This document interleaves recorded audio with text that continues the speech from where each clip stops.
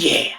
What's up everybody, Shadow Ninja here, and welcome back to another Rage Quit video. Of course, you guys knew this was coming. Star Wars Battlefront 2's newest update just came out, featuring some awesome sequel content and the 2 new droid heroes. So, without further ado, I'm going to let you see the victory poses and emotes of BB9E and BB8.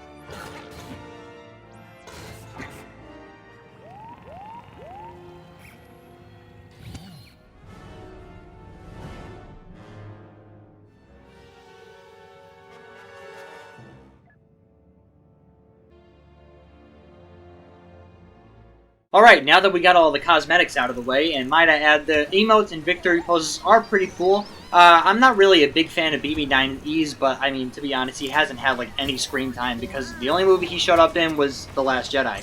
But we're gonna hop right into the gameplay of these two droids. It was said many times by fellow YouTubers and developers alike that BB-8 is gonna be a more offensive unit. As you can see, he has a lot of different abilities where he can move around fast, and he's got like a really cool spin around, twirling, tow cable type move. Both of the BB units use this. But BB-8 has just a little bit more health, and I think he dishes out a little bit more damage.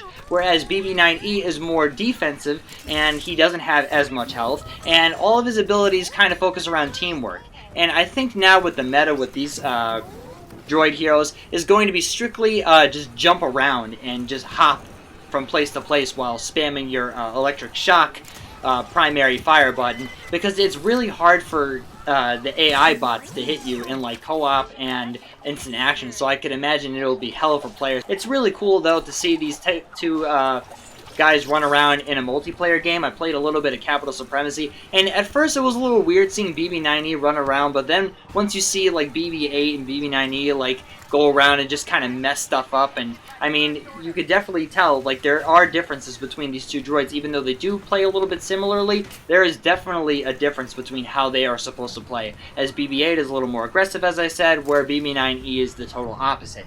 And yeah, these droids are pretty good hero-wise. They don't really take a lot of hits. Even though BB-8 has 650 health, kind of the same amount as Boba Fett has, he takes a lot more damage. As you can see, as I am playing as BB-8 right now, and someone shoots me, I take a lot more damage than Boba Fett would. And yeah, I just think it's really balanced right now, and I like how these droids play. Hopefully they won't be too big of a problem when everybody gets their star cards leveled up to purple rank. But yeah, guys, I really like these droids, and I approve. Before, I was making fun about it in my other videos, saying I didn't really think these guys were a good idea. But I am very happy to report that these two characters are very fun to play as and play against. They fit right in. I really hope it doesn't become an issue when players get their star cards maxed out and they start really getting broken, but we'll see if that happens.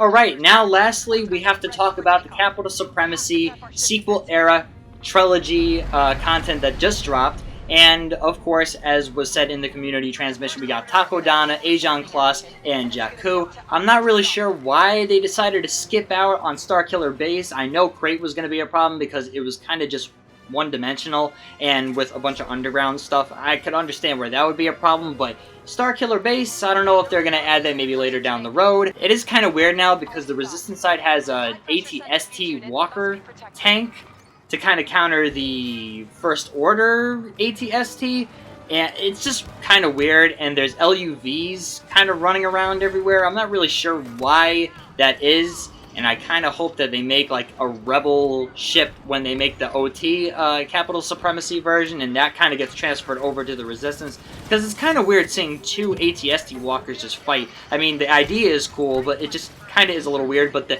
interiors on the Capital ships are freaking cool.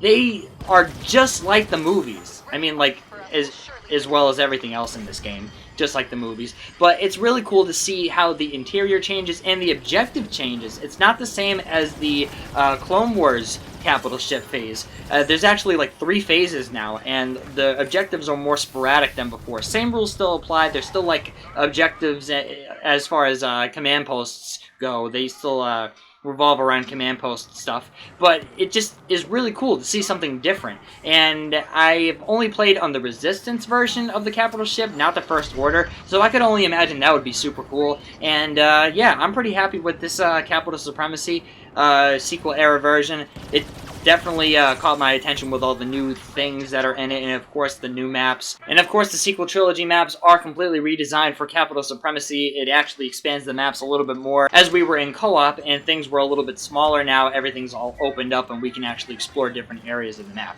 But guys, this is going to end this Rage Quit video. I really hope that you guys enjoyed this video, and if you did, please do not hesitate but to give this thing a like. And if you are new to the channel and want to stay sub for more Rage Quit content coming in the future, covering this game and many other games in the future, make sure that you press the sub tab and the bell on the side so you always stay notified. Don't miss a single one of these Rage Quit uploads. And thank you guys for watching. I'm Shadow Ninja, and you've just watched another Rage Quit video about Star Wars Battlefront, the BB update.